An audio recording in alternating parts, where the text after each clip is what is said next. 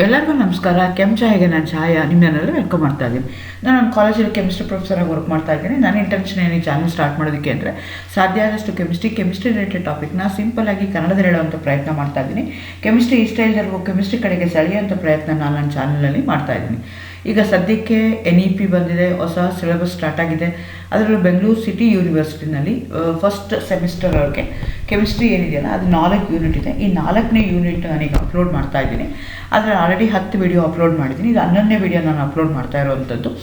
ಇವತ್ತಿನ ವಿಡಿಯೋದಲ್ಲಿ fundamental concepts ಇನ್ organic reaction ಮೆಕ್ಯಾನಿಕ್ಸಲ್ಲಿ ಬರುವಂಥ ಎಲೆಕ್ಟ್ರಾನಿಕ್ ಡಿಸ್ಪ್ಲೇಸ್ಮೆಂಟ್ ಬಗ್ಗೆ ಹೇಳೋಣ ಅಂತ ಅಂದ್ಕೊಳ್ತಾ ಇದ್ದೀನಿ. ಒಟ್ಟು 4 ಡಿಸ್ಪ್ಲೇಸ್ಮೆಂಟ್ ಇದೆ, ಎಲೆಕ್ಟ್ರಾನಿಕ್ ಡಿಸ್ಪ್ಲೇಸ್ಮೆಂಟ್ಸ್ ಇದ್ದಾವೆ. ಅದು ಕೆಲವೊಂದು ಟೆಂಪರರಿ ಇದೆ, ಕೆಲವೊಂದು ಪರ್ಮನೆಂಟ್ ಇದೆ. ಅದನ್ನು ಇನ್ ಡೀಟೇಲ್ ಆಗಿ ಇವತ್ತು ಡಿಸ್ಕಸ್ ಮಾಡೋಣ ಅಂತ ಅಂದ್ಕೊಳ್ತಾ ಇದ್ದೀನಿ. Inductive effect, electromeric effect, resonance ಅಥವಾ ಮಿಸೋಮೆರಿಕ್ ಎಫೆಕ್ಟ್ ಅಂತ ಹೇಳ್ತಾರೆ, and hyper conjugation.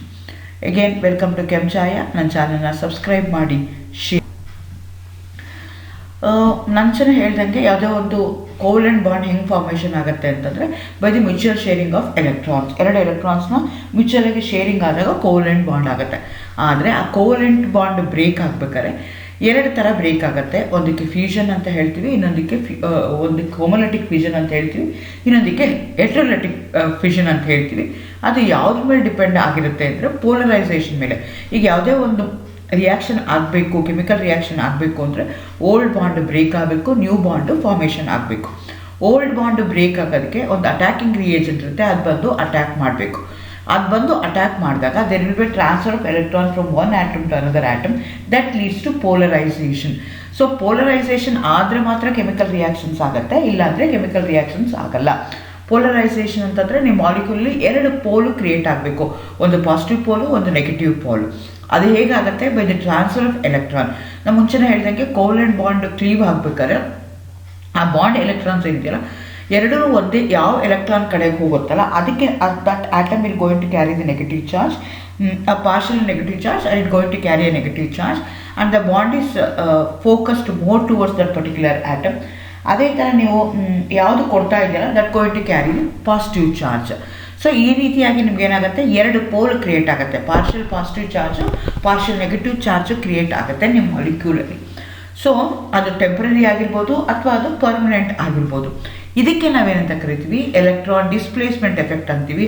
Because of there is a transfer of electron from one atom to another atom that leads to polarization. ಈ ಪೋಲರೈಸೇಷನಲ್ಲಿ 2 ಥರ ಇದೆ. ಒಂದು ಪರ್ಮನೆಂಟ್ ಅಂತ ಹೇಳ್ತೀವಿ, ಇನ್ನೊಂದಕ್ಕೆ ಟೆಂಪರರಿ ಅಂತ ಹೇಳ್ತೀವಿ. ಪರ್ಮನೆಂಟ್ ಏನು ಅಂತಂದರೆ ಒನ್ಸ್ ಫಾರ್ ಆಲ್ ಅದು ಆದಮೇಲೆ ಮತ್ತೆ ಅದನ್ನು ನಾನು ವಾಪಸ್ ತರೋಕ್ಕೆ ಆಗಲ್ಲ. ಅಂಥದಕ್ಕೆ ಏನಂತ ಕರಿತೀನಿ? ಪರ್ಮನೆಂಟ್ ಎಫೆಕ್ಟ್ ಅಂತ ಕರಿತೀನಿ. ಅದಕ್ಕೇನು ಅಂದರೆ ಇಂಡಕ್ಟಿವ್ ಎಫೆಕ್ಟು, ಮಿಸೋಮೆರಿಕ್ ಎಫೆಕ್ಟ್ ಅಥವಾ ರೆಸೊನೆನ್ಸ್ ಅಂತ ಹೇಳ್ತಾರೆ, ಹೈಪರ್ ಕಾಂಜುಗೇಷನ್. ಮಿಸೋಮೆರಿಕ್ ಎಫೆಕ್ಟು ಮತ್ತು ರೆಸೊನೆನ್ಸು ಒಂದೇ, ಬೇರೆ ಬೇರೆ ಟರ್ಮ್ಸ್ನ ಯೂಸ್ ಮಾಡ್ತಾರೆ. ಅದೇ ಥರ ಇನ್ನೊಂದು ಈ ಪೋಲರೈಸೇಷನ್ ಆಗುತ್ತೆ, ನಿಮ್ಮ ಮಾಲಿಕ್ಯೂಲಲ್ಲಿ 2 ಪೋಲ್ ಕ್ರಿಯೇಟ್ ಆಗುತ್ತೆ only in presence of some reagent. ಆ ರಿಯೇಜನ್ ನಾನು ವಾಪಸ್ ತೆಗೆದ ತಕ್ಷಣ ಏನಾಗ್ಬಿಡುತ್ತೆ ಅಂತಂದರೆ ಆ ಎಫೆಕ್ಟು ಹೋಗ್ಬಿಡುತ್ತೆ. ಅಂಥದಕ್ಕೆ ಏನಂತ ಕರಿತೀನಿ ನಾನು? ಟೆಂಪರರಿ ಪೋಲರೈಸೇಷನ್ ಅಂತ ಹೇಳ್ತೀನಿ. ಅದಕ್ಕೆ ಎಕ್ಸಾಂಪಲ್ ಮೆರಿಕ್ ಎಫೆಕ್ಟ್ ಅಂತ ಹೇಳ್ತೀನಿ. ಈಗ ಹಾಗಾದರೆ ಫಸ್ಟ್ ಒಂದೊಂದೇ ನೋಡ್ಕೊಂಡು ಹೋಗ್ತಾ ಹೋಗೋಣ. ಇಲ್ಲೇನಾಗ್ತದೆ? ಎಲೆಕ್ಟ್ರಾನ್ ಟ್ರಾನ್ಸ್ಫರ್ ಆಗ್ತಾ ಇದೆ, ಬಾಂಡ್ ಎಲೆಕ್ಟ್ರಾನ್ಸ್ ಏನಾಗ್ತದೆ? ಟ್ರಾನ್ಸ್ಫರ್ ಆಗ್ತಾ ಇದೆ. ಆ ಟ್ರಾನ್ಸ್ಫರ್ ಆಗ್ತಾ ಇರೋದ್ರಿಂದ ಪೊಲಾರಿಟಿ ಕ್ರಿಯೇಟ್ ಆಗ್ತಾ ಇದೆ. ಪೊಲಾರಿಟಿ ಕ್ರಿಯೇಟ್ ಆಗ್ತಾ ಇರೋದ್ರಿಂದ ಕೆಮಿಕಲ್ ರಿಯಾಕ್ಷನ್ಸು ಪ್ರೊಸೀಡ್ ಆಗ್ತಾ ಇದೆ. ಪೊಲಾರಿಟಿ ಯಾಕೆ ಕ್ರಿಯೇಟ್ ಆಗ್ತಾ ಇದೆ? What is the reason for creating A polarity in a molecule? ಅದು ಯಾವ್ಯಾವುದು ಅಂತಂದರೆ 4 ಎಫೆಕ್ಟ್ಸ್ಗಳಿವೆ. ಅದರಲ್ಲಿ ಮೊದಲನೇ ಎಫೆಕ್ಟ್ ಯಾವುದು ಅಂದರೆ ಇಂಡಕ್ಟಿವ್ ಎಫೆಕ್ಟ್. ಇದೇನು ಹೇಳುತ್ತೆ ಅಂದರೆ ನಿಮ್ಮ ಮಾಲಿಕ್ಯೂಲಲ್ಲಿ ಪೊಲಾರಿಟಿ ಕ್ರಿಯೇಟ್ ಆಗುತ್ತೆ due to the difference in their electronegativity values. ನಿಮಗೆ ಗೊತ್ತು, ಪಿರಿಯಾಡಿಕ್ ಪ್ರಾಪರ್ಟೀಸಲ್ಲಿ ನೀವು ಓದಿರ್ತೀರ, ಯಾವುದೇ ಒಂದು ಎಲಿಮೆಂಟ್ನ ಪಿರಿಯಾಡಿಕ್ ಟೇಬಲಲ್ಲಿ ತೊಗೊಂಡ್ರೆ it has its own electronegativity value. ಆ 2 atom which going to involve in covalent ಬಾಂಡಿಂಗಲ್ಲಿರುವಂಥ 2 ಆಟಮ್ಗೂ ಎಲೆಕ್ಟ್ರೋನೆಗೆಟಿವಿಟಿ ಒಂದೇ ಇದ್ದರೆ ಅವಾಗ ಏನಾಗುತ್ತೆ? ಇಂಡಕ್ಟಿವ್ ಎಫೆಕ್ಟ್ ಆಗಲ್ಲ. ಅವೆರಡೂ ಬೇರೆ ಬೇರೆ ಇದ್ದರೆ, ಎಲೆಕ್ಟ್ರೋನೆಗೆಟಿವಿಟಿ ವ್ಯಾಲ್ಯೂ ಬೇರೆ ಬೇರೆ ಇದ್ದರೆ ಆವಾಗ ಎಲೆಕ್ಟ್ರಾನ್ ಏನಾಗುತ್ತೆ? ಶಿಫ್ಟ್, ಎಲೆಕ್ಟ್ರಾನ್ ಡಿಸ್ಪ್ಲೇಸ್ಮೆಂಟ್ ಯಾವ ಕಡೆಗೆ ಆಗುತ್ತೆ ಅಂದರೆ which one is more electronegative ಕಡೆಗೆ ಆಗುತ್ತಲ್ಲ, ಅಂಥ ಎಫೆಕ್ಟ್ಗೆ ನಾವೇನಂತ ಕರಿತೀವಿ? Inductive effect. ಇಲ್ಲಿ ಮಾಲಿಕ್ಯೂಲಲ್ಲಿ ಏನಾಗುತ್ತೆ? ಪೊಲಾರಿಟಿ ಇಂಟ್ರೊಡ್ಯೂಸ್ ಆಗುತ್ತೆ. ಯಾಕೆ ಇಂಟ್ರೊಡ್ಯೂಸ್ ಆಗುತ್ತೆ? Because of the difference in their electronegativity value. ಯಾವ ಕಡೆ ಮೂವ್ ಆಗುತ್ತೆ ನಿಮ್ಮ electron? The electron will move towards the more electronegative atom ಯಾವುದಿದೆಯಲ್ಲ ಅದ್ರ ಕಡೆಗೆ ಅದು ಮೂವ್ ಆಗುತ್ತೆ. ಇಲ್ಲಿ ನೋಡಿ ಎ ಆ್ಯಂಡ್ ಬಿ ಇದೆ. ಎ ಎಲೆಕ್ಟ್ರೋನೆಗೆಟಿವಿಟಿ ಕಡಿಮೆ ಇದೆ, ಬಿದು ಎಲೆಕ್ಟ್ರೋನೆಗೆಟಿವಿಟಿ ಜಾಸ್ತಿ ಇದೆ. ಹಾಗಾಗಿ ಏನಾಗ್ತಾ ಇದೆ, ಆ ಬಾಂಡ್ ಎಲೆಕ್ಟ್ರಾನ್ಸ್ ಎರಡು ನೆಗೆಟಿವ್ ಚಾರ್ಜ್ ಏನಿದೆಯಲ್ಲ it is moving more towards that electron displacement. ಆ ಎಲೆಕ್ಟ್ರಾನ್ಸ್ ಯಾವ ಕಡೆ ಹೋಗ್ತಿದೆ ಅಂತಂದರೆ ಬಿ ಕಡೆಗೆ ಹೋಗ್ತಾ ಇದೆ. ಇದಕ್ಕೆ ನಾವೇನಂತ ಕರಿತೀವಿ, ಇಂಡಕ್ಟಿವ್ ಎಫೆಕ್ಟ್ ಅಂತ ಕರಿತೀವಿ. ಯೂಶಲಿ ನಾನು ಮುಂಚೆನೇ ಹೇಳಿದಂಗೆ inductive effect is a permanent effect. Permanent ಆಗಿ ಏನಾಗುತ್ತೆ, the electrons will transfer from one atom to another atom and generally it takes place in a single bonded molecule ಅಥವಾ ಸಿಗ್ಮಾ ಬಾಂಡೆಡ್ ಮಾಲಿಕ್ಯೂಲ್ಸಲ್ಲಿ ಆಗ್ತಾ ಹೋಗುತ್ತೆ. ಸೊ ಕಂಪ್ಲೀಟ್ಲಿ ಟ್ರಾನ್ಸ್ಫರ್ ಆಗಲ್ಲ. ಅಲ್ಲೇನಾಗುತ್ತೆ, movement of electron towards that ಆಗುತ್ತೆ. ಹಂಗಾಗಿ ನಾನು partially positive charge partially negative ಚಾರ್ಜ್ನ ನಾನು ಬರಿತಾ ಹೋಗ್ತೀನಿ. ಯೂಶಲಿ ಸಿ ಹೆಚ್ ಬಾಂಡ್ನ ನಾನು ಕಂಪ್ಯಾರಿಸನ್ ಮಾಡ್ತಾರೆ, it's a relative values. C ಹೆಚ್ನ 0 ಅಂತ ಕನ್ಸಿಡರ್ ಮಾಡಿಕೊಂಡು ಅದ್ರ ಮೇಲೆ ನಾವು ಏನು ಹೇಳ್ತಾ ಹೋಗ್ತೀವಿ, ಇಂಡಕ್ಟಿವ್ ಎಫೆಕ್ಟ್ನ ನಾವು ಹೇಳ್ತಾ ಇರ್ತೀವಿ. ಅಂದರೆ ಈಗ ಬಾಂಡ್ ಬಿಟ್ವೀನ್ ಸಿ ಆ್ಯಂಡ್ ಹೆಚ್ನ ತೊಗೊಂಡ್ರೆ ಅವೆರಡರ ಮಧ್ಯೆ ಇರುವಂಥ ಡಿಫ್ರೆನ್ಸ್ ಏನಿದೆಯಲ್ಲ ಅದನ್ನು 0 ಅಂತ ಕನ್ಸಿಡರ್ ಮಾಡ್ಕೊಳ್ತೀವಿ, ಅದನ್ನು ಸ್ಟ್ಯಾಂಡರ್ಡ್ ಅಂತ ಕನ್ಸಿಡರ್ ಮಾಡ್ಕೊಳ್ತೀವಿ. ವಿತ್ ರೆಸ್ಪೆಕ್ಟ್ ಟು ದಟ್ ನಾವು ಮಾಡ್ತಾ ಹೋಗ್ತೀವಿ. ಈ ಇಂಡಕ್ಟಿವ್ ಎಫೆಕ್ಟಲ್ಲಿ ಎರಡು ಥರ ಇರುತ್ತೆ. ಒಂದಕ್ಕೆ ಪಾಸಿಟಿವ್ ಇಂಡಕ್ಟಿವ್ ಎಫೆಕ್ಟ್ ಅಂತ ಹೇಳ್ತೀವಿ, ಇನ್ನು ನೆಗೆಟಿವ್ ಇಂಡಕ್ಟಿವ್ ಎಫೆಕ್ಟ್ ಅಂತ ಹೇಳ್ತೀವಿ. ಅಂದರೆ ಏನು ಅಂತಂದರೆ, ಈಗ ಕಾರ್ಬನ್ಗೆ ಯಾವುದೋ ಒಂದು ಗ್ರೂಪ್ ಅಟ್ಯಾಚ್ ಆಗ್ತದೆ, ಅದು ಎಲೆಕ್ಟ್ರಾನ್ ಡೊನೇಟಿಂಗ್ ಗ್ರೂಪ್ ಆಗಿರ್ಬೋದು ಅಥವಾ ಎಲೆಕ್ಟ್ರಾನ್ ವಿಡ್ರಾಯಿಂಗ್ ಗ್ರೂಪ್ ಆಗಿರ್ಬೋದು. How it going to affect the bond between C and that particular group, ಅದ್ರ ಮೇಲೆ ನಾವೇನಂತ ಹೇಳ್ತೀವಿ, plus I effect minus I effect ಅಂತ ಹೇಳ್ತೀವಿ. ಪ್ಲಸ್ ಐ ಎಫೆಕ್ಟಲ್ಲಿ ಏನಾಗುತ್ತೆ ಅಂದರೆ, ನಿಮಗೆ ಕಾರ್ಬನ್ಗೆ ಅಟ್ಯಾಚ್ ಆಗಿರೋ ಗ್ರೂಪ್ ಇದೆಯಲ್ಲ ಅದು ಎಲೆಕ್ಟ್ರಾನ್ ಡೊನೇಟಿಂಗ್ ಗ್ರೂಪ್ ಆಗಿರುತ್ತೆ. ಎಲೆಕ್ಟ್ರಾನ್ ಡೊನೇಟಿಂಗ್ ಗ್ರೂಪ್ ಆಗಿರೋದಕ್ಕೋಸ್ಕರ ಅಂಥ ಎಫೆಕ್ಟ್ಗೆ ನಾವೇನಂತ ಕರಿತೀವಿ, ಪ್ಲಸ್ ಐ ಎಫೆಕ್ಟ್ ಅಂತ ಕರಿತೀವಿ. Occurs when atom or a group of atoms having less electron attracting capacity than hydrogen. Electron releasing group is attached in organic molecule. So electron withdrawing group ಅಲ್ಲ, electron donating group, electron releasing group ಏನಾದರೂ ಇತ್ತು ಅಂತಂದರೆ, ನಿಮ್ಮ ಕಾರ್ಬನ್ಗೆ attach ಆಗಿತ್ತು ಅಂದರೆ ಆ electron releasing group ತನ್ನ bond ಎಲೆಕ್ಟ್ರಾನ್ಸ್ನ ಕೊಡ್ತಾ ಹೋಗುತ್ತೆ. ಅಂಥದಕ್ಕೆ ನಾವೇನಂತ ಕರಿತೀವಿ, ಪ್ಲಸ್ ಐ ಎಫೆಕ್ಟ್ ಅಂತ ಹೇಳ್ತೀವಿ. ಅದೇ ಥರ ಎಲೆಕ್ಟ್ರಾನ್ ವಿಡ್ರಾಯಿಂಗ್ ಗ್ರೂಪ್ ಇತ್ತು ಅಂತ ಇಟ್ಕೊಳ್ಳೋಣ, they going to withdraw the electron from that carbon atom. ಅಂಥದಕ್ಕೆ ನಾವೇನಂತ ಕರಿತೀವಿ, ಮೈನಸ್ ಐ ಎಫೆಕ್ಟ್ ಅಂತ ಹೇಳ್ತೀವಿ. ಮೈನಸ್ ಐ ಎಫೆಕ್ಟ್ ಅಂದರೆ NO2 ಗ್ರೂಪ್ ಆಗ್ಬೋದು, COOH ಗ್ರೂಪ್ ಆಗ್ಬೋದು, Cl ಗ್ರೂಪ್ ಆಗ್ಬೋದು, Br ಗ್ರೂಪ್, ಇದೆಲ್ಲನೂ they going to exert minus I effect. ಅದೇ ಥರ ಪ್ಲಸ್ ಐವ್ನ ತೊಗೊಂಡ್ರೆ ಆಲ್ಕೈಲ್ ಗ್ರೂಪ್ಸ್ ಇರ್ಬೋದು, ಅದೆಲ್ಲ ಆಗುತ್ತೆ. ಅದೇ ಥರ ನೀವು ಫಿನೈಲ್ ಗ್ರೂಪ್ನ ತೊಗೊಂಡ್ರೆ ಅದು ಎಲೆಕ್ಟ್ರಾನ್ ವಿಡ್ರಾಯಿಂಗ್ ಗ್ರೂಪ್ ಆಗುತ್ತೆ. ಹಂಗಾಗಿ ಏನಾಗುತ್ತೆ, it going to show the minus I effect. ಹೇಗೆ ಈ ಡಯಾಗ್ರಾಮಲ್ಲಿ ನೋಡಿರ್ಬೋದು ನೀವು, 3 C ಕಾರ್ಬನ್ ಆಟಮ್ಗಳಿವೆ, ಈ ಕಡೆಗೆ ಹ್ಯಾಲೋಜನ್ ಇದೆ. Halogen is more electronegative in nature. ಹಾಗಾಗಿ ಏನು ಮಾಡ್ತಾ ಇದೆ, ತನ್ನ ಕಡೆಗೆ ಎಲೆಕ್ಟ್ರಾನ್ಸ್ನ ಹೇಳ್ಕೊಳ್ತಾ ಇದೆ. ಆದರೆ ಈ ಇಂಡಕ್ಟಿವ್ ಎಫೆಕ್ಟ್ ಏನಾಗುತ್ತೆ, as you go further away from that particular group, inductive effect ಏನಾಗುತ್ತೆ, ಡಿಕ್ರೀಸ್ ಆಗುತ್ತೆ. ಆಫ್ಟರ್ 3 ಕಾರ್ಬನ್ ಆಟಮ್ ಅದು ಕಂಪ್ಲೀಟ್ಲಿ ರೋ ಆಗಿಬಿಡುತ್ತೆ. ಓಕೆ, ಇದು ನಾವು ಯಾಕೆ ಓದಬೇಕು, ಇದರಿಂದ ನನಗೇನು ಲಾಭ ಆಗುತ್ತೆ, ಇದಕ್ಕೆ ತುಂಬ ಕಡೆ ನಾವು ಅಪ್ಲೈ ಮಾಡ್ತಾ ಹೋಗ್ತೀವಿ. ಮೊದಲನೇದು ಕಾರ್ಬೋಕಟಿಯಾನ್ ಸ್ಟೆಬಿಲಿಟಿ ಎಕ್ಸ್ಪ್ಲೇನ್ ಮಾಡೋದಕ್ಕೆ. ಇವಾಗ ನಾವು ಏನು ಮಾಡ್ಕೋಬೋದು, ಇದನ್ನು ತೊಗೋಬೇಕಾಗತ್ತೆ. ಸೊ ನಿಮಗೆ ಇಂಡಕ್ಟಿವ್ ಎಫೆಕ್ಟ್ ಅಂದರೆ ಎಗೇನ್ ಬೆಸಿಸಿಟಿ ಎಕ್ಸ್ಪ್ಲೇನ್ ಮಾಡೋಕ್ಕೆ, ಆಸಿಡಿಟಿ ಎಕ್ಸ್ಪ್ಲೇನ್ ಮಾಡೋದಕ್ಕೆ ನಿಮಗೆ ಇದೆಲ್ಲನೂ ನಿಮಗೆ ಈ ಎಫೆಕ್ಟು ಹೆಲ್ಪ್ ಮಾಡ್ತಾ ಹೋಗುತ್ತೆ. ಇಲ್ಲಿ ನಾನು ಕಾರ್ಬೋಕಟಿಯಾನ್ನ ತೊಗೊಂಡಿದ್ದೀನಿ, ಪ್ರೈಮರಿ ಟರ್ಷರಿ ಕಾರ್ಬೋಕಟಿಯಾನ್ನ ತೊಗೊಂಡಿದ್ದೀನಿ.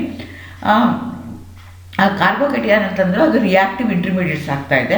ಸೊ ಹಾಗಾಗಿ ಅದ್ರ ಮೇಲೆ ಸೆಂಟ್ರಲ್ ಕಾರ್ಬನ್ಗೆ ಪಾಸಿಟಿವ್ ಚಾರ್ಜ್ ಏನಾಗಬೇಕು, ಡಿಕ್ರೀಸ್ ಆಗಬೇಕು. ಡಿಕ್ರೀಸ್ ಆದಾಗ ಅದು ಮೋಸ್ಟ್ ಇವಾಲ್ ಆಗುತ್ತೆ. The magnitude of the positive charge on the carbon present on the carbocation should be decreased.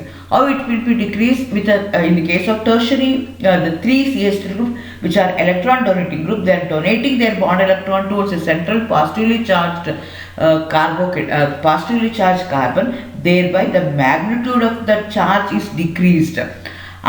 ಅವಾಗ ಏನಾಗುತ್ತೆ, ಸ್ಟೆಬಿಲಿಟಿ ಇನ್ಕ್ರೀಸ್ ಆಗುತ್ತೆ. Stability increases with increase in number of alkyl group. So inductive ಎಫೆಕ್ಟಲ್ಲಿ CH3 group ಏನಿದೆಯಲ್ಲ ಅದು plus I group ಆಗ್ತಾ ಇದೆ. It is donating the electron towards the central positively charge carbocation. ಆ basis ಮೇಲೆ ನಾನು ಸ್ಟೆಬಿಲಿಟಿನ ಹೇಳ್ಬೋದು. ಅದೇ ಥರ ಕಾರ್ಬ್ ಅನಿಯಾನ್ ಸ್ಟೆಬಿಲಿಟಿ ನಾನು ಎಕ್ಸ್ಪ್ಲೇನ್ ಮಾಡೋಕ್ಕೆ ಇದನ್ನೇ ತೊಗೊಳ್ತೀನಿ. ಕಾರ್ಬ್ ಅನಿಯಾನಲ್ಲಿ ಏನಾಗುತ್ತೆ ಅಂದರೆ, ಈಗ ಎಲೆಕ್ಟ್ರಾನ್ ಡೊನೇಟಿಂಗ್ ಗ್ರೂಪ್ಸ್ ಏನಿದೆಯಲ್ಲ they going to donate the electron towards the central electron rich species. Already negatively charge ಆಗಿದೆ, ಎಲೆಕ್ಟ್ರಾನ್ ರಿಚ್ ಇದೆ, ಅದಕ್ಕೆ ಎಲೆಕ್ಟ್ರಾನ್ಸ್ ಕೊಟ್ಟಾಗ ಇದು ಏನು ಆರ್ಡರ್ ಏನಿತ್ತಲ್ಲ ಆರ್ಡರ್ ಏನಾಗುತ್ತೆ, ರಿವರ್ಸ್ ಆಗುತ್ತೆ. Stability decreases with increase in number of alkyl group. So carbocation ಮತ್ತು ಕಾರ್ಬ್ ಅನಿಯಾನ್ದು ಸ್ಟೆಬಿಲಿಟಿ ಹೇಳೋದಕ್ಕೆ ನಾವು ನಂಚನೆ ಹೇಳ್ದಂಗೆ ಯಾವುದೋ ಒಂದು ಕೋವೆಲೆಂಟ್ ಬಾಂಡ್ ಹೆಂಗೆ ಫಾರ್ಮೇಷನ್ ಆಗುತ್ತೆ ಅಂತಂದರೆ by the mutual sharing of electrons. ಎರಡು ಎಲೆಕ್ಟ್ರಾನ್ಸ್ನ ಮ್ಯೂಚುವಲಾಗಿ ಶೇರಿಂಗ್ ಆದಾಗ ಕೋವೆಲೆಂಟ್ ಬಾಂಡ್ ಆಗುತ್ತೆ. ಆದರೆ ಆ ಕೋವೆಲೆಂಟ್ ಬಾಂಡ್ ಬ್ರೇಕ್ ಆಗಬೇಕಾದ್ರೆ ಎರಡು ಥರ ಬ್ರೇಕ್ ಆಗುತ್ತೆ. ಒಂದಕ್ಕೆ ಫ್ಯೂಷನ್ ಅಂತ ಹೇಳ್ತೀವಿ, ಇನ್ನೊಂದಕ್ಕೆ ಒಂದಕ್ಕೆ ಹೋಮೋಲಿಟಿಕ್ ಫ್ಯೂಷನ್ ಅಂತ ಹೇಳ್ತೀವಿ, ಇನ್ನೊಂದಕ್ಕೆ ಹೆಟ್ರೋಲಿಟಿಕ್ ಫ್ಯೂಷನ್ ಅಂತ ಹೇಳ್ತೀವಿ. ಅದು ಯಾವುದ್ರ ಮೇಲೆ ಡಿಪೆಂಡ್ ಆಗಿರುತ್ತೆ ಅಂದರೆ ಪೋಲರೈಸೇಷನ್ ಮೇಲೆ. ಈಗ ಯಾವುದೇ ಒಂದು ರಿಯಾಕ್ಷನ್ ಆಗಬೇಕು, ಕೆಮಿಕಲ್ ರಿಯಾಕ್ಷನ್ ಆಗಬೇಕು ಅಂದರೆ ಓಲ್ಡ್ ಬಾಂಡ್ ಬ್ರೇಕ್ ಆಗಬೇಕು, ನ್ಯೂ ಬಾಂಡು ಫಾರ್ಮೇಷನ್ ಆಗಬೇಕು. ಓಲ್ಡ್ ಬಾಂಡ್ ಬ್ರೇಕ್ ಆಗೋದಕ್ಕೆ ಒಂದು ಅಟ್ಯಾಕಿಂಗ್ ರಿಯೇಜೆಂಟ್ ಇರುತ್ತೆ, ಅದು ಬಂದು ಅಟ್ಯಾಕ್ ಮಾಡಬೇಕು. ಅದು ಬಂದು ಅಟ್ಯಾಕ್ ಮಾಡಿದಾಗ there will be transfer of electron from one atom to another atom that leads to polarization. So polarization ಆದರೆ ಮಾತ್ರ ಕೆಮಿಕಲ್ ರಿಯಾಕ್ಷನ್ಸ್ ಆಗುತ್ತೆ, ಇಲ್ಲಾಂದರೆ ಕೆಮಿಕಲ್ ರಿಯಾಕ್ಷನ್ಸ್ ಆಗಲ್ಲ. ಪೋಲರೈಸೇಷನ್ ಅಂತಂದರೆ ನಿಮ್ಮ ಮಾಲಿಕ್ಯೂಲಲ್ಲಿ ಎರಡು ಪೋಲು ಕ್ರಿಯೇಟ್ ಆಗಬೇಕು, ಒಂದು ಪಾಸಿಟಿವ್ ಪೋಲು, ಒಂದು ನೆಗೆಟಿವ್ ಪೋಲು. ಅದು ಹೇಗಾಗುತ್ತೆ? By the transfer of electron. ನಾನು ಮುಂಚೆನೇ ಹೇಳ್ದಂಗೆ ಕೋವೆಲೆಂಟ್ ಬಾಂಡ್ ಕ್ಲೀವ್ ಆಗಬೇಕಾದ್ರೆ ಆ ಬಾಂಡ್ ಎಲೆಕ್ಟ್ರಾನ್ಸ್ ಏನಿದೆಯಲ್ಲ ಎರಡೂ ಒಂದೇ ಯಾವ ಎಲೆಕ್ಟ್ರಾನ್ ಕಡೆಗೆ ಹೋಗುತ್ತಲ್ಲ ಅದಕ್ಕೆ that atom will going to carry the negative charge, a partial negative charge, and it going to carry a negative charge, and the bond is focused more towards that particular inductive effect na nanu help ತಗೊಳ್ತೀನಿ. So in order to inductive effect ಅಂದ್ರೆ ಏನು, there will be a polarity is created in the molecule due to difference in their electronegativity values. Partially there will be a discharge of electron from one atom to another atom ಆಗ್ತಾ ಇರುತ್ತೆ. It takes place only in the case of single bonded molecule, ಅದು permanent ಆಗಿರುತ್ತೆ. ಅದೇ ಥರ ಎರಡನೇ ಎಫೆಕ್ಟ್ನ ತೊಗೊಂಡ್ರೆ ಅದಕ್ಕೆ ನಾವು ಮಿಸೋಮೆರಿಕ್ ಎಫೆಕ್ಟ್ ಅಂತ ಹೇಳ್ತೀವಿ ಅಥವಾ ರೆಸೊನೆನ್ಸ್ ಎಫೆಕ್ಟ್ ಅಂತ ಹೇಳ್ತಾರೆ. ಇದು ಎಲ್ಲ ಆಗುತ್ತೆ ಅಂದರೆ with respect to the conjugation, with respect to double bond, with respect to pi bond, with delocalisation of pi electrons ಎಲ್ಲಿರುತ್ತಲ್ಲ ಅಲ್ಲಿ ನಿಮ್ಗೆ ಏನಾಗ್ತಾ ಹೋಗುತ್ತೆ ಅಂತಂದರೆ ನಿಮಗೆ ರೆಸೊನೆನ್ಸ್ ಎಫೆಕ್ಟು ಅಥವಾ ಮಿಸೋಮೆರಿಕ್ ಎಫೆಕ್ಟು ಬರ್ತಾ ಹೋಗುತ್ತೆ. ಇದನ್ನ ಇನ್ನೂ ಡೀಟೇಲಾಗಿ ತಿಳ್ಕೋಬೇಕು ನಾವು ಅಂತಂದರೆ ಯಾವುದೇ ಒಂದು ಸ್ಟ್ರಕ್ಚರ್ನ ಬರೆದ್ರೆ if there is a delocalisation of pi electron, if there is a conjugation, ಒಂದು ಸ್ಟ್ರಕ್ಚರಿಂದ ನಾನು ಆ ಸ್ಟ್ರಕ್ಚರ್ದು ಪ್ರಾಪರ್ಟಿ ಹೇಳೋಕ್ಕಾಗಲ್ಲ. It going to have many structure. ಅದಕ್ಕೆಲ್ಲ ನಾನು ಏನಂತ ಕರಿತೀನಿ, ರೆಸೊನೆನ್ಸ್ ಹೈಬ್ರಿಡ್ ಅಂತ ಹೇಳ್ತೀನಿ. ಸೊ ಮೆನಿ ಸ್ಟ್ರಕ್ಚರ್ ಇರುತ್ತೆ, ಅದರ ಆ್ಯಕ್ಚುಯಲ್ ಸ್ಟ್ರಕ್ಚರ್ಗೆ ಏನಿದೆಯಲ್ಲ ರೆಸೊನೆನ್ಸ್ ಹೈಬ್ರಿಡ್ ಅಂತ ಅವರು ಹೇಳ್ತಾ ಹೋಗ್ತಾರೆ. ಸೊ ಇಲ್ಲಿ ಪೈ ಬಾಂಡ್ ಆಗುತ್ತೆ. ವೆರಾಸ್ ಇಂಡಕ್ಟಿವ್ ಎಫೆಕ್ಟ್ನ ತೊಗೊಂಡ್ರೆ ಸಿಗ್ಮಾ ಬಾಂಡಲ್ಲಿ ಡಿಸ್ಪ್ಲೇಸ್ಮೆಂಟ್ ಆಫ್ ಎಲೆಕ್ಟ್ರಾನ್ಸ್ ಆಗ್ತಾ ಇತ್ತು. ಇಲ್ಲೇನಾಗುತ್ತೆ, ಪೈ ಬಾಂಡಲ್ಲಿ ಡಿಸ್ಪ್ಲೇಸ್ಮೆಂಟ್ ಆಫ್ ಎಲೆಕ್ಟ್ರಾನ್ಸ್ ಆಗುತ್ತೆ. ಯೂಶಲಿ ಎಲ್ಲೆಲ್ಲಿ ಪೈ ಬಾಂಡ್ ಇರುತ್ತೆ ಅಂದರೆ ಡಬಲ್ ಬಾಂಡಲ್ಲಿ ಇರುತ್ತೆ ಅಥವಾ ಟ್ರಿಪಲ್ ಬಾಂಡಲ್ಲಿ ಇರುತ್ತೆ. ಇದಕ್ಕೆ ಅವರು ಮಿಸೋಮೆರಿಕ್ ಎಫೆಕ್ಟ್ ಅಂತಾರೆ ಅಥವಾ ರೆಸೊನೆನ್ಸ್ ಎಫೆಕ್ಟ್ ಅಂತ ಹೇಳ್ತಾರೆ. ಇದು ಏನಾಗುತ್ತೆ, ಎರಡು ಥರ ಇದೆ. ಪ್ಲಸ್ ಎಮ್ ಎಫೆಕ್ಟ್ ಏನಾಗುತ್ತೆ ಅಂತಂದರೆ ಈಗ the atoms of the groups of atom which loses the electron towards the carbon atom are said to be minus m effect. Again NH2 group ಇರ್ಬೋದು, Cl group ಇರ್ಬೋದು, ಎಲೆಕ್ಟ್ರಾನ್ ವಿಡ್ರಾಯಿಂಗ್ ಗ್ರೂಪ್ಸ್ ಏನೇನಿದೆಯಲ್ಲ ಅದೆಲ್ಲನೇ ಏನು ಮಾಡುತ್ತೆ, minus M ಎಫೆಕ್ಟ್ನ plus M effect ನಾವು donate ಮಾಡ್ತಾ ಹೋಗ್ತವೆ. ಅದೇ ಥರ ಮೈನಸ್ ಐ ಎಫೆಕ್ಟ್ನ ತೊಗೊಂಡ್ರೆ the groups which draw the electron away from the carbon atom are said to be minus M. So ಇಲ್ಲಿ ನೋಡ್ಕೊಳ್ಳಿ, ಈಗ ಹಿಂದಿನ ಎಕ್ಸಾಂಪಲ್ ಏನಾಗ್ತಾ ಇತ್ತು, ಆ ಎಲೆಕ್ಟ್ರಾನ್ಸು ಟುವರ್ಡ್ಸ್ ದಿ ಬೆನ್ಸಿನ್ ಕೊಡ್ತಾ ಇತ್ತು. ಆದರೆ ಇಲ್ಲಿ NO2 ಗ್ರೂಪ್ನ ತೊಗೊಂಡ್ರೆ ಅವೇ ಫ್ರಮ್ ದಿ ಗ್ರೂಪಿಂದ ಅದೇನು ಮಾಡ್ತಾ ಇದೆ, ಕಾಂಜುಗೇಷನಿಂದ ಎಲೆಕ್ಟ್ರಾನ್ಸ್ನ ತೊಗೊಳ್ತಾ ಇದೆ. ಹಂಗಾಗಿ ಅದನ್ನು ನಾವು ಐ ಎಫೆಕ್ಟ್ ಅಂತ, ಮೈನಸ್ ಎಮ್ ಎಫೆಕ್ಟ್ ಅಂತ ಹೇಳ್ತೀವಿ. ಆದರೆ ಈ ರೆಸೊನೇಟಿಂಗ್ ಸ್ಟ್ರಕ್ಚರ್ಸ್ ಹೇಗೆ ಬರೆಯೋದು? ನಾನು ಮುಂಚೆನೇ ಹೇಳಿದೆ, ಈ ರೆಸೊನೆನ್ಸ್ ಸ್ಟ್ರಕ್ಚರು ಒಂದು ಸ್ಟ್ರಕ್ಚರ್ ಅಲ್ಲ, ದೇರ್ ಆರ್ ಮೆನಿ ಸ್ಟ್ರಕ್ಚರ್ಸ್ ಇದೆ. ಅದಕ್ಕೆ ಒಂದು actual structure which the combination of all these ಥಿಂಗ್ಸ್ಗೆ ನಾವೇನಂತ ಕರಿತೀವಿ, ರೆಸೊನೆನ್ಸ್ ಹೈಬ್ರಿಡ್ ಅಂತ ಹೇಳ್ತೀವಿ. ಅದನ್ನು ಹೇಗೆ ಬರೆಯೋದು? ಸೊ ಇಲ್ಲಿ ಏನಾಗುತ್ತೆ ಅಂದರೆ, ಇದು ಯಾವಾಗ ರೆಸೊನೆನ್ಸ್ ನಮ್ಗೆ ಕಾಣಿಸ್ಕೊಳ್ಳುತ್ತೆ ಅಂತಂದರೆ, if your molecule going to contain a pi electrons or non bonded pair of electrons ಇದ್ದಾಗ ಮಾತ್ರನೇ ಇದು ಇನ್ವಾಲ್ವ್ ಆಗುತ್ತೆ. ನೆಕ್ಸ್ಟ್ ರೆಸೊನೆನ್ಸ್ ಹೈಬ್ರಿಡ್ ಏನಿದೆಯಲ್ಲ ಅದು ಬೇರೆ ಬೇರೆ ಕಾಂಟ್ರಿಬ್ಯೂಟಿಂಗ್ ಸ್ಟ್ರಕ್ಚರ್ಸ್ ಏನಿರ್ತಾವಲ್ಲ ಅದಕ್ಕಿಂತ ಕಡಿಮೆ ಇರಬೇಕು. ಫಾರ್ ಎಕ್ಸಾಂಪಲ್ ಈಗ ಬೆನ್ಸಿನ ತೊಗೊಂಡ್ರೆ ಬೆನ್ಸಿನ ನಾವೇನು ಮಾಡ್ಬೋದು, ಎಷ್ಟೊಂದು ರೆಸೊನೇಟಿಂಗ್ ಸ್ಟ್ರಕ್ಚರ್ಸಲ್ಲಿ ಬರಿಬೋದು. ಅದರಲ್ಲಿ ಅದೆಲ್ಲ ಸೇರಿಸ್ಕೊಂಡು ನಾವು ಬರಿತೀವಲ್ಲ, ಅದಕ್ಕೆ ರೆಸೊನೆನ್ಸ್ ಹೈಬ್ರಿಡ್ ಅಂತ ಹೇಳ್ತೀವಿ. ಈ resonance hybrid is most stable ಅಂದರೆ ಎನರ್ಜಿ ಏನಾಗಿರಬೇಕು, ಕಡಿಮೆ ಆಗಿರಬೇಕು. ಈ ಸ್ಟ್ರಕ್ಚರ್ ಏನಾಗಿರಬೇಕು, ಪ್ಲೇನಾರ್ ಆಗಿರಬೇಕು. Number of paired and unpaired electron should be same in all the canonical structure, all the contributing ಸ್ಟ್ರಕ್ಚರ್ಸಲ್ಲಿ ಸೇಮ್ ಇರಬೇಕು. ಅದೇ ಥರ ಕಾಂಟ್ರಿಬ್ಯೂಟಿಂಗ್ ಸ್ಟ್ರಕ್ಚರ್ಸಲ್ಲೂ ಎನರ್ಜಿ ಏನಾಗಿರಬೇಕು, ಸೇಮ್ ಇರಬೇಕು. ನಂಬರ್ ಆಫ್ ಎಲೆಕ್ಟ್ರಾನ್ ಸೇಮ್ ಇರಬೇಕು. ನೆಗೆಟಿವ್ ಇಂಡಕ್ಟಿವ್ ಎಫೆಕ್ಟ್ ಅಂತ ಹೇಳ್ತೀವಿ. ಅಂದರೆ ಏನು ಅಂತಂದರೆ, ಈಗ ಕಾರ್ಬನ್ಗೆ ಯಾವುದೋ ಒಂದು ಗ್ರೂಪ್ ಅಟ್ಯಾಚ್ ಆಗ್ತದೆ, ಅದು ಎಲೆಕ್ಟ್ರಾನ್ ಡೊನೇಟಿಂಗ್ ಗ್ರೂಪ್ ಆಗಿರ್ಬೋದು ಅಥವಾ ಎಲೆಕ್ಟ್ರಾನ್ ವಿಡ್ರಾಯಿಂಗ್ ಗ್ರೂಪ್ ಆಗಿರ್ಬೋದು. How it going to affect the bond between C and that particular group ಅದ್ರ ಮೇಲೆ ನಾವೇನಂತ ಹೇಳ್ತೀವಿ plus I effect minus I effect ಅಂತ ಹೇಳ್ತೀವಿ. ಪ್ಲಸ್ ಐ ಎಫೆಕ್ಟಲ್ಲಿ ಏನಾಗುತ್ತೆ ಅಂದರೆ ನಿಮಗೆ ಕಾರ್ಬನ್ಗೆ ಅಟ್ಯಾಚ್ ಆಗಿರೋ ಗ್ರೂಪ್ ಇದೆಯಲ್ಲ ಅದು ಎಲೆಕ್ಟ್ರಾನ್ ಡೊನೇಟಿಂಗ್ ಗ್ರೂಪ್ ಆಗಿರುತ್ತೆ. ಎಲೆಕ್ಟ್ರಾನ್ ಡೊನೇಟಿಂಗ್ ಗ್ರೂಪ್ ಆಗಿರೋದಕ್ಕೋಸ್ಕರ ಅಂಥ ಎಫೆಕ್ಟ್ಗೆ ನಾವೇನಂತ ಕರಿತೀವಿ ಪ್ಲಸ್ ಐ ಎಫೆಕ್ಟ್ ಅಂತ ಕರಿತೀವಿ. Occurs when atom or a group of atoms having less electron attracting capacity than hydrogen. Electron releasing group is attached in iron structures ನ ಬರಿಬೇಕಾಗತ್ತೆ. Next third effect ಏನು ಹೇಳ್ತೀವಿ which is A temporary effect, ಅದಕ್ಕೆ ನಾವೇನಂತ ಕರಿತೀವಿ ಎಲೆಕ್ಟ್ರೋಮೆರಿಕ್ effect ಅಂತ ಹೇಳ್ತೀವಿ. Again ಇದು ನಿಮಗೆ ಮಲ್ಟಿಪಲ್ ಬಾಂಡಲ್ಲಿ ಇರುತ್ತೆ, ಅಂದರೆ 5 ಬಾಂಡಲ್ಲಿ ಇನ್ವಾಲ್ವ್ ಆಗಿರುತ್ತೆ. ಇದೇನಾಗುತ್ತೆ ಅಂದರೆ takes place only in presence of a reagent, electrophilic reagent ಮಾತ್ರ ಇನ್ ಪ್ರೆಸೆನ್ಸಲ್ಲಿ ಆಗುತ್ತೆ, ಇಲ್ಲ ಅಂದರೆ ಆಗಲ್ಲ. As soon as we remove that reagent again it gives back the original product. ಹಾಗಾಗಿ ಇದನ್ನು ಟೆಂಪರರಿ ಅಂತ ಹೇಳ್ತೀವಿ. ಇದಕ್ಕೆ 2 ಹೇಳ್ತೀವಿ, ಪ್ಲಸ್ ಐ ಎಫೆಕ್ಟು ಅಥವಾ minus I effect. Plus I effect ಅಂದರೆ ಏನು ಅಂದರೆ when the transfer of electron takes place towards the attacking reagent ಕಡೆಗೆ ಆಯಿತು ಅಂತಂದರೆ ಪ್ಲಸ್ ಐ ಅಂತ ಹೇಳ್ತೀವಿ. ಅವೇ ಫ್ರಮ್ ದಿ ಅಟ್ಯಾಕಿಂಗ್ ರಿಯೇಜೆಂಟ್ ಆಯಿತು ಅಂದರೆ ಮೈನಸ್ ಐ ಹೇಳ್ತೀವಿ. ಇಲ್ಲಿ ಎಕ್ಸಾಂಪಲ್ ನೋಡ್ಕೊಳ್ಳಿ, ನಾವೇನು ಮಾಡ್ತಾ ಇದ್ದೀನಿ, ಅನ್ಸ್ಯಾಚುರೇಟೆಡ್ ತೊಗೊಂಡಿದ್ದೀನಿ, ಡಬಲ್ ಬಾಂಡ್ ಇರಬೇಕು, conjugation is not needed but double bond ಇರಬೇಕು. ಡಬಲ್ ಬಾಂಡಲ್ಲಿ ಏನಾಗ್ತದೆ, ಡಬಲ್ ಬಾಂಡ್ ಅಂತಂದರೆ ಒಂದು ಸಿಗ್ಮಾ ಬಾಂಡ್ ಇರುತ್ತೆ, ಒಂದು ಪೈ ಬಾಂಡ್ ಇರುತ್ತೆ. ಪೈ ಬಾಂಡ್ ಏನಾಗುತ್ತಲ್ಲ ಡಿಲೋಕಲೈಸೇಷನ್ ಆಗುತ್ತೆ. ಆ ಪೈ ಎಲೆಕ್ಟ್ರಾನ್ಸ್ ಏನು ಮಾಡ್ತಾ ಇದೆ, ನೆಕ್ಸ್ಟ್ ಕಾರ್ಬನ್ಗೆ ಹೋಗ್ತಾ ಇದೆ. ಆ ಕಾರ್ಬನ್ಗೆ that carbon which going to takes the electron will going to take the negative charge. The atom which going to give away the electron will going to carry the positive charge. ಈ ಏನು ಮಾಡ್ತಾ ಇದೆ, ಈ negatively charge ಇರುವಂಥದ್ದು H+ ಜೊತೆಗೆ react ಆಗ್ತಾ ಇದೆ, that's an attacking reagent. ಆವಾಗ ನಿಮ್ಗೆ ಏನಾಗ್ತಾ ಇದೆ, ಈ ರೀತಿಯ ಸ್ಟ್ರಕ್ಚರ್ ಬರ್ತಿದೆ. ಅದಕ್ಕೆ ನಾನು ಏನಂತ ಕರಿತೀನಿ ಪ್ಲಸ್ ಐ ಎಫೆಕ್ಟ್ ಅಂತ ಹೇಳ್ತೀನಿ. ಇನ್ನೊಂದು ಗ್ರೂಪ್ ಇದೆ, ಅದು Cl- ಅಂತ ತಗೊಳ್ತಾ ಇದೆ. ಅದು ಏನು ಮಾಡ್ತಾ ಇದೆ, ಅಟ್ಯಾಕ್ ಆಗ್ತಾ ಇದೆ to the carbonyl carbon. Next ಏನಾಗ್ತಾ ಇದೆ, ಆ ಕಾರ್ಬನಲ್ಲಿರುವಂಥ ಪೈ ಎಲೆಕ್ಟ್ರಾನ್ಸು ಆಕ್ಸಿಜನ್ಗೆ ಹೋಗ್ತಾ ಇದೆ. ಇಲ್ಲಿ ಅಟ್ಯಾಕಿಂಗ್ ಹೇಗಾಗ್ತಾ ಇದೆ, ಟ್ರಾನ್ಸ್ಫರ್ ಆಫ್ ಎಲೆಕ್ಟ್ರಾನ್ ಹೇಗಾಗ್ತಿದೆ ಅಂದರೆ ಅವೇ ಫ್ರಮ್ ದಿ ಅಟ್ಯಾಕಿಂಗ್ ರಿಯೇಜೆಂಟಿಂದ ಅವೇ ಆಗ್ತಾ ಇದೆ. ಹಂಗೆ ಮೈನಸ್ ಐ ಎಫೆಕ್ಟ್ನ ತೊಗೊಂಡ್ರೆ the groups which draw the electron away from the carbon atom are said to be -m. So ಇಲ್ಲಿ ನೋಡ್ಕೊಳ್ಳಿ, ಈಗ ಹಿಂದಿನ ಎಕ್ಸಾಂಪಲ್ ಏನಾಗ್ತಾ ಇತ್ತು, ಆ ಎಲೆಕ್ಟ್ರಾನ್ಸು ಟುವರ್ಡ್ಸ್ ದಿ ಬೆನ್ಝೀನ್ ಕೊಡ್ತಾ ಇತ್ತು. ಆದರೆ ಇಲ್ಲಿ NO2 ಗ್ರೂಪ್ನ ತೊಗೊಂಡ್ರೆ ಅವೇ ಫ್ರಮ್ ದಿ ಗ್ರೂಪಿಂದ ಅದೇನು ಮಾಡ್ತಾ ಇದೆ, ಕಾಂಜುಗೇಷನಿಂದ ಎಲೆಕ್ಟ್ರಾನ್ಸ್ನ ತಗೊಳ್ತಾ ಇದೆ. ಹಂಗಾಗಿ ಅದನ್ನು ನಾವು ಕಾಣಿಸ್ಕೊಳುತ್ತಲ್ಲ, ಅದಕ್ಕೆ ನಾವು ಹೈಪರ್ ಕಾಂಜುಗೇಟಿವ್ ಅಂತ ಹೇಳ್ತೀವಿ.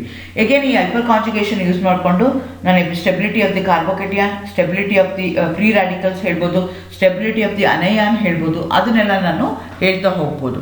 ಇಲ್ಲೇನಾಗುತ್ತೆ ಅಂದರೆ ಯಾವುದೇ ರೀತಿಯಾದಂಥ ಬಾಂಡ್ ಕ್ಲಿವೇಜ್ ಆಗಲ್ಲ, ನಾನ್ ಬಾಂಡ್ ರೆಸೊನೆನ್ಸ್. ಅದಕ್ಕೆ ನಾವೇನಂತ ಕರಿತೀವಿ ಹೈಪರ್ ಕಾಂಜುಗೇಟಿವ್ ಸ್ಟ್ರಕ್ಚರ್ಸ್ ಅಂತ ಹೇಳ್ತೀವಿ. ಇಲ್ಲೇನಾಗುತ್ತೆ ಅಂದರೆ ಸ್ಟ್ರಕ್ಚರ್ಸ್ ಬರುತ್ತೆ, ಅಡ್ಜಸೆಂಟ್ ಕಾರ್ಬನ್ ಆ್ಯಂಡ್ ಹೈಡ್ರೋಜನ್ ಬಾಂಡಲ್ಲಿರುವಂಥ ಎಲೆಕ್ಟ್ರಾನ್ಸ್ ಏನಾಗ್ತಾ ಇರುತ್ತೆ, they will move towards the electron deficient carbon ಜೊತೆಗೆ ಅವು ಮೂವ್ ಆಗ್ತಾ ಇರುತ್ತೆ. So this is also exactly similar to that of the resonance, but resonance ಅಲ್ಲ. ಇಲ್ಲೇನಾಗುತ್ತೆ ಅಂದರೆ H+ ಹೊರಗಡೆ ಬರುತ್ತೆ, it will be there in this same container and ಅದು ಮೂವ್ ಆಗ್ತಾ ಹೋಗುತ್ತೆ. ಇದಕ್ಕೆ ನಾವೇನಂತ ಕರಿತೀವಿ ಹೈಪರ್ ಕಾಂಜುಗೇಟಿವ್ ಸ್ಟ್ರಕ್ಚರ್ಸ್ ಅಂತ ಹೇಳ್ತೀವಿ. ಈ ರೀತಿಯಾಗಿ 4 ಬೇರೆ ಬೇರೆ ಎಫೆಕ್ಟ್ ಇದೆ. Because of that the chemical reaction proceeds. ಈಗ A ಆ್ಯಂಡ್ B ಇದೆ ಅಂತ ಇಟ್ಕೊಳ್ಳೋಣ, 2 ನ್ಯೂಟ್ರಲ್ ಆಗಿತ್ತು ಅಂದರೆ ರಿಯಾಕ್ಟ್ ಆಗಲ್ಲ. ಒಂದು ಎಲೆಕ್ಟ್ರಾನ್ ಡಿಫಿಷಿಯೆಂಟ್ ಆಗಿರಬೇಕು, ಇನ್ನೊಂದು ಎಲೆಕ್ಟ್ರಾನ್ ರಿಚ್ ಆಗಿರಬೇಕು, ಆವಾಗಷ್ಟೇ ಕೆಮಿಕಲ್ ಆಗುತ್ತೆ. ಎಲೆಕ್ಟ್ರಾನ್ ಡಿಫಿಷಿಯೆಂಟ್ ಅಥವಾ ಎಲೆಕ್ಟ್ರಾನ್ ರಿಚ್ ಯಾವಾಗ ಆಗುತ್ತೆ ಅಂದರೆ if there is a polarity in the molecule. ಆ ಪೊಲಾರಿಟಿ ಹೇಗೆ ಕ್ರಿಯೇಟ್ ಆಗುತ್ತೆ, that may be because of inductive effect or mesomeric effect or electromeric effect or hyper conjugative effect. ಈ ರೀತಿಯಾಗಿ ನಿಮಗೆ 4 ಬೇರೆ ಬೇರೆ ಎಫೆಕ್ಟ್ಗಳು that leads to the transfer of electron, that leads to polarity in the molecule, that leads to 2 poles in the molecule, that leads to the formation of compounds. All the best. Thank you.